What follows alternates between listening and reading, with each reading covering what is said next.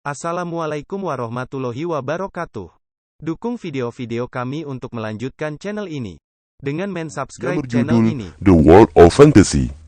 Film ini menceritakan tentang kisah pemuda yang bernama Kinley, yang berumur 20 tahun. Di saat dulu ia mengalami kecelakaan yang hebat bersama kakeknya, yang membuat dirinya mengalami amnesia. Dan setelah itu, kakeknya meninggalkannya, dan ia pun dititipkan di sebuah tempat yang bernama Sukuling. Di dalam ingatannya, ia pun mengingat kalau dirinya memiliki kekuatan petir.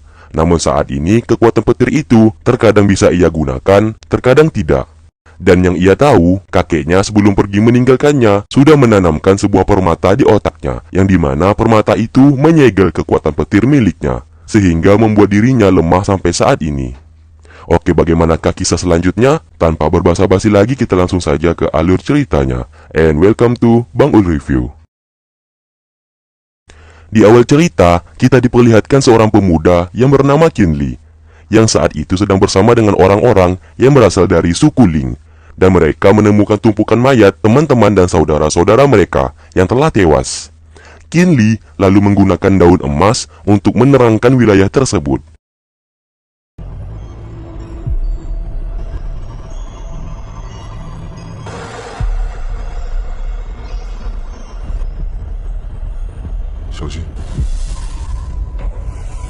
Dan ternyata yang membunuh teman dan saudara mereka adalah laba-laba raksasa yang sangat besar.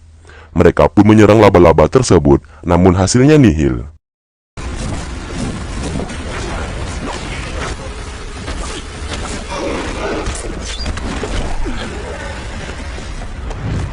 Kinley yang memiliki kekuatan petir menyerang monster itu dengan membabi buta.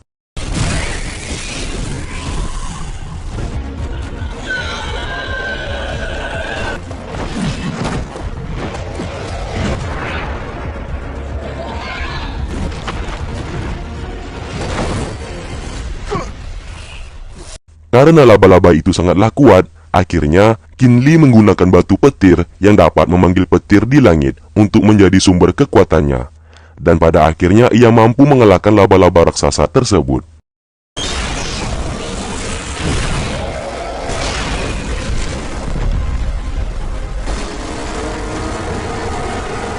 Mereka semua hanya bisa bersedih melihat teman-teman mereka sudah pada tewas di sana. Dan setelah itu mereka pun membawa satu persatu mayat untuk dibawa pulang. Keesokan harinya, adegan berpindah di sebuah wilayah milik suku yang bernama Suku Ling. Suku Ling memiliki warga campuran yang hampir semuanya tidak bisa menggunakan kekuatan. Yang tak memiliki kekuatan disebut orang awam. Kinley selalu berlatih untuk meningkatkan kekuatan petir miliknya, karena saat ini kekuatan petirnya seperti disegel dan kadang bisa keluar dan terkadang juga tidak. Dan ia meyakini semuanya itu pasti ulah dari kakeknya.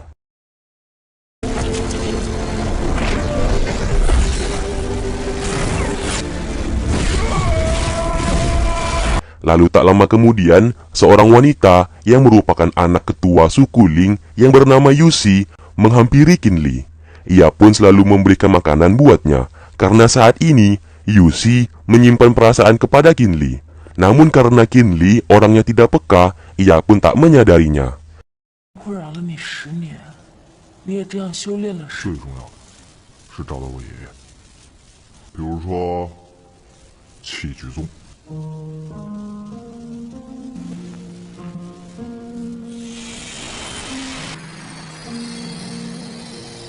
Mereka pun membahas mengenai bulan yang akan menyinari suku Ling, dan bulan itu hanya akan terlihat setahun sekali.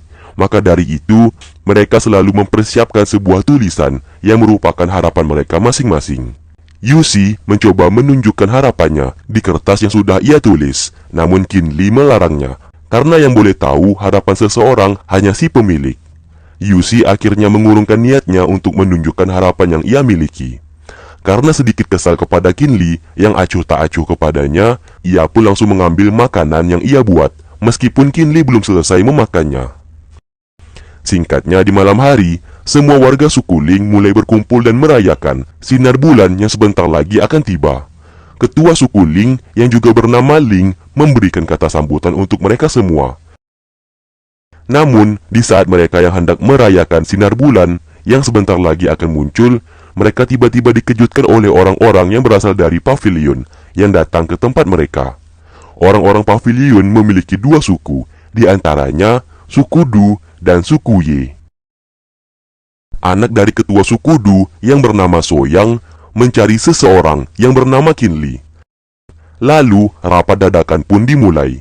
Karena orang-orang pavilion memiliki tahta yang tinggi, hal tersebut membuat orang-orang di suku Ling merasa ketakutan.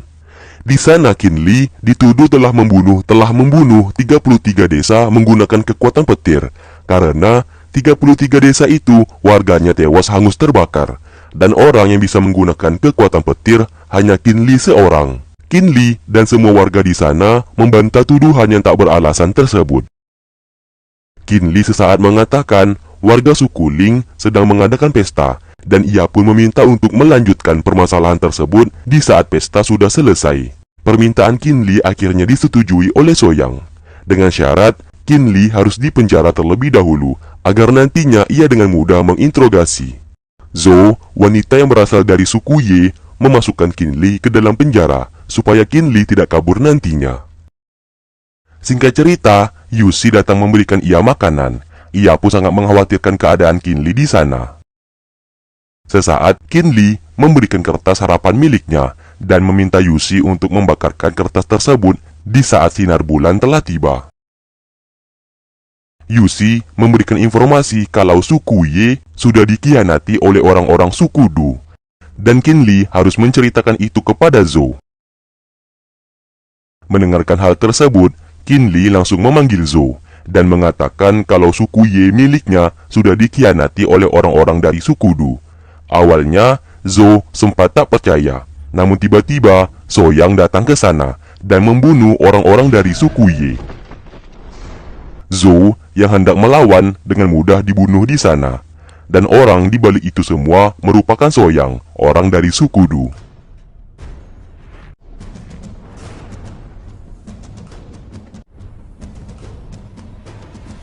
Di sini Qinli mengetahui kalau Soyang sengaja melakukan semuanya itu agar ia nantinya bisa memfitnah Qinli yang merupakan pelaku yang telah membunuh Zhou. Dengan begitu, suku Ling bisa disalahkan atas tindakan Qinli, dan Soyang menginginkan suku Ling harus tunduk terhadap suku Du miliknya. Tak lama kemudian, Yusin datang ke sana dan hendak membantu Qinli. Namun Yusin hendak dibunuh. Qinli tentu saja tidak ambil diam. Ia pun langsung menyerang pria di sana dengan kekuatan petirnya, hingga hangus dan tewas di tempat. Soyang tentu saja menjadi marah dan langsung menyerang Qinli. Yusin akhirnya dijadikan tawanan dan menyuruh Qinli untuk segera pergi dari sana. Kalau tidak, Yusin akan ia bunuh. Qinli yang tak memiliki pilihan akhirnya pergi dari sana.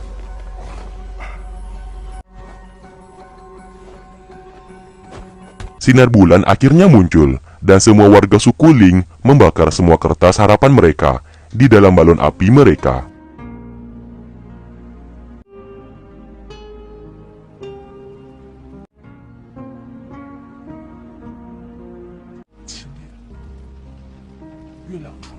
Qinli yang sedang terluka hanya bisa menangis karena ia tak bisa meminta permohonan kepada sinar bulan saat ini.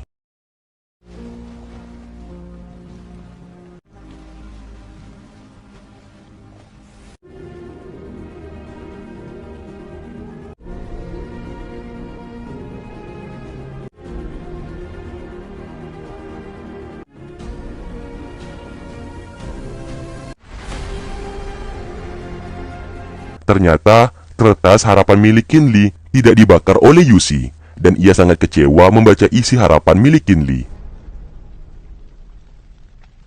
Dan Qinli yang saat ini sedang sekarat, tak sengaja melihat seorang wanita berambut putih yang tepat di hadapannya. Dan setelah itu ia pun pingsan di sana. Keesokan harinya, semua mulai mencari Qinli karena menyadari kalau Qinli telah hilang dari penjara. Namun usaha mereka tidak membuahkan hasil. Dan justru pencarian tertunda karena adanya badai salju. Di lain sisi, Soyang mulai menjalankan aksinya. Di hadapan ketua Ling, ia memfitnah Qin Li sebagai pelaku yang telah membunuh orang-orang dari suku Ye, dan Zhou telah menjadi korban di sana. Oleh karena itu, Soyang mengancam akan melaporkan kejadian itu kepada suku Ye agar suku Ling dibinasakan. Soyang mengatakan ada satu cara agar suku Ling bisa selamat, yaitu menikahkan dirinya dengan anak dari ketua suku Ling, yaitu Yusi. Dengan begitu, Soyang akan memastikan suku Ling akan selamat dari semua tuduhan.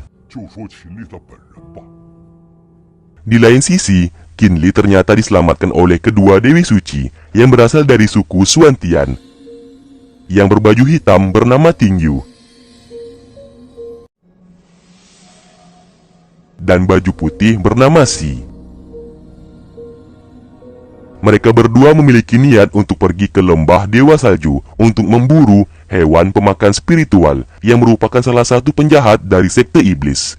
Diceritakan, suku Xuantian merupakan suku tertinggi, dan suku Ling, suku Du, dan suku Ye sangat tunduk hormat kepada orang-orang dari suku Xuantian, terutama kedua Dewi Suci di sana.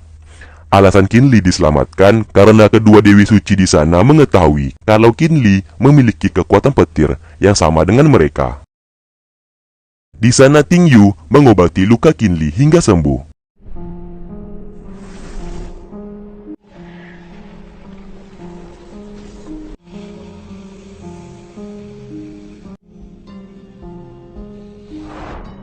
Sebagai gantinya, Qin Li harus menunjukkan arah menuju ke lembah Dewa Salju. Dari sinilah Qin Li mengetahui kalau 33 desa yang dibunuh itu merupakan ulah dari kedua dewi di sana, terutama Ting Yu, yang rela menghalalkan segala cara untuk memburu hewan pemakan spiritual tersebut, meskipun harus membunuh seluruh penduduk. Mendengarkan hal tersebut, Qin Li sangat marah kepadanya, karena gara-gara ulahnya, ia pun harus menjadi korban akibat difitnah oleh Soyang. Oleh karena itu, Qin Li meminta kedua dewi itu untuk membantunya menjelaskan semua yang telah terjadi dan membersihkan namanya. Ting Yu berjanji akan membantunya, asalkan Qin Li mau mengantarkan ia ke lembah Dewa Salju. Qin Li akhirnya mau tak mau menyetujui permintaan darinya. Singkat cerita, mereka melanjutkan perjalanan dan tiba di sebuah danau. Beberapa pasukan di sana yang hendak mengecek tiba-tiba terjatuh ke dalam dasar sungai.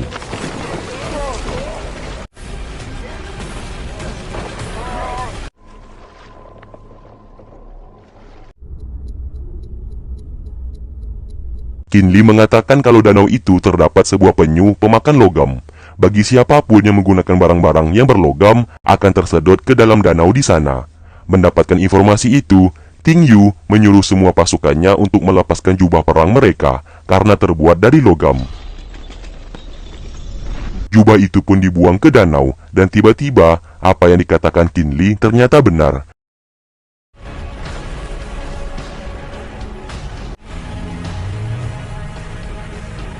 Dan setelah itu, mereka pun kembali melanjutkan perjalanan.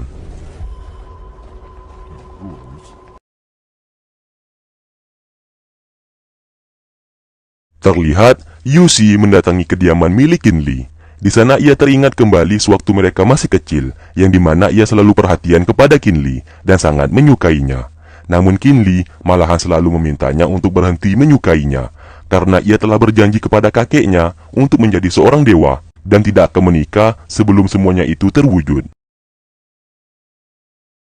Yusi yang mengira Qin Li telah tiada, akhirnya menerima tawaran dari Soyang yang ingin menikahinya. Meskipun ia mengetahui kalau Soyang tidak benar-benar menyukainya dan hanya memanfaatkan pernikahan tersebut untuk mewujudkan keinginan ayah dari Soyang menjadi seorang ketua pavilion.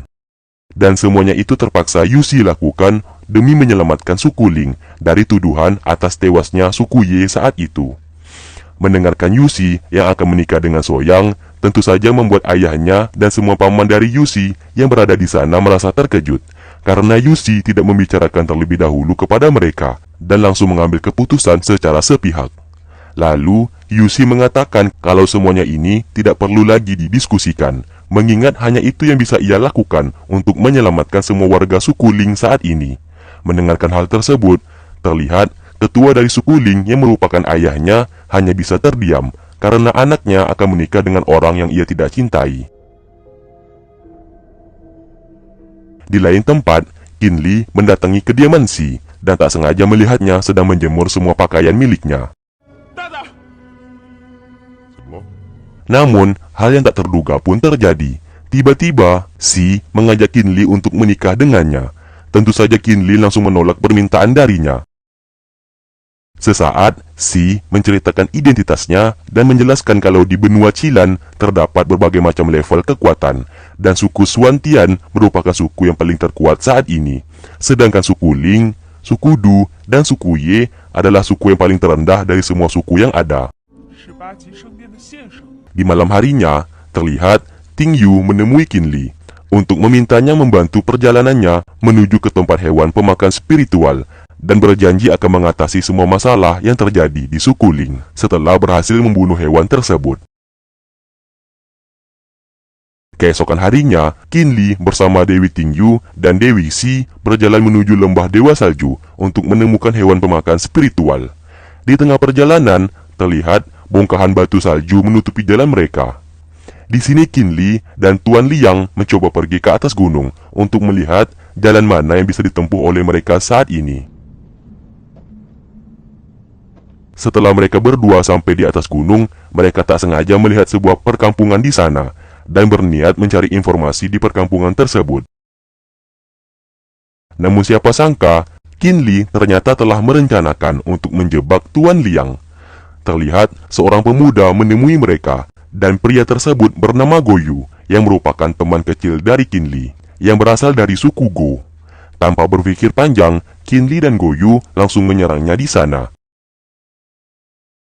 Setelah berhasil mengikat Tuan Liang, Qin Li lalu kembali menemui Ting Yu dan Si untuk menceritakan sesuatu yang telah ia rekayasa sebelumnya, dan ia pun mengatakan kalau Tuan Liang telah dibunuh oleh hewan pemakan spiritual. Ting Yu dan Si hanya tertawa melihatnya. Tak lama kemudian, terlihat Tuan Liang kembali ke rombongan dan juga membawa Goyu di sana. Ternyata Tuan Liang hanya pura-pura lemah dan membiarkan mereka melakukan hal tersebut kepada dirinya. Sesaat, Ting Yu yang merasa kalau Qin Li telah membohonginya langsung mencekiknya. Namun Qin Li mengatakan kalau temannya yaitu Goyu mengetahui jalan untuk menuju ke lembah Dewa Salju dan bersedia menunjukkan jalan tersebut kepada mereka. Singkatnya, sesampainya di sana, mereka tiba-tiba diserang oleh bayangan hitam.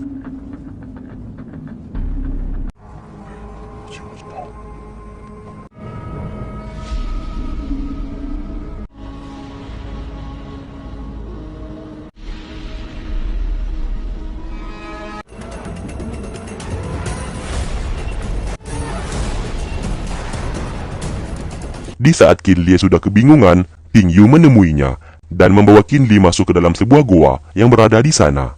Ternyata kekuatan hewan pemakan spiritual tidak berefek kepada mereka berdua. Di sini Ting Yu berencana akan menyegel hewan tersebut, namun ia menyadari kalau saat ini semua pasukannya telah dipengaruhi olehnya dan hanya ada satu cara untuk mengalahkannya, yaitu dengan meletakkan kotak segel miliknya di atas batu besar di sana. Sesaat, Ting Yu memberikan kotak tersebut dan meminta Qin Li untuk melakukannya. Dengan berhati-hati, Qin Li menuju ke batu tersebut. Namun siapa sangka, rencananya telah disadari oleh hewan pemakan spiritual.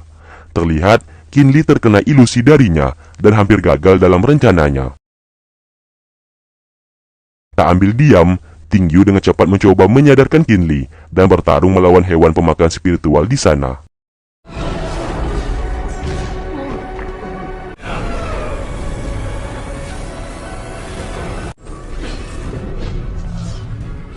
Melihat mereka yang sedang bertarung, akhirnya Qin Li berhasil menyegel hewan tersebut, dan semua orang yang berada di sana seketika menjadi sadar kembali. Namun sebagai gantinya, Qin Li harus menjadi tumbal dari segel tersebut dan tidak bisa keluar dari sana bersama dengan hewan pemakan spiritual.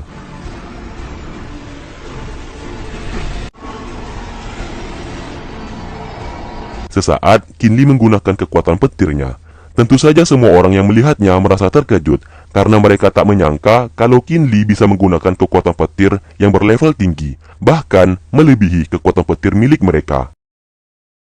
Merasa tak ada pilihan lain, Si berniat akan mengorbankan dirinya bersama Qin Li dan hewan pemakan spiritual.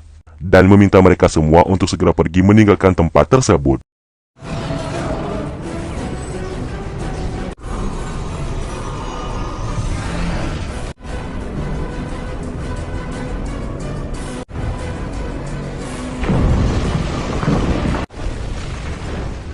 Qin Li dan Go Yu ternyata diselamatkan oleh seorang perempuan, dan perempuan tersebut bernama Folly, yang dimana ia merupakan penguasa wilayah terdingin di dunia.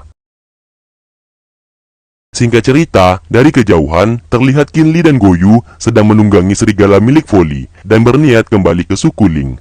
Namun di saat perjalanan, mereka tak sengaja bertemu dengan Yuxin. Sesaat, Yuxin mengatakan kalau Yuxi akan menikah dengan Soyang untuk menyelamatkan kota Ling dari tuduhan suku Du. Mendengarkan hal tersebut, dengan cepat Qin Li pergi menuju pavilion untuk menyelamatkan Yuxi dari pernikahan tersebut.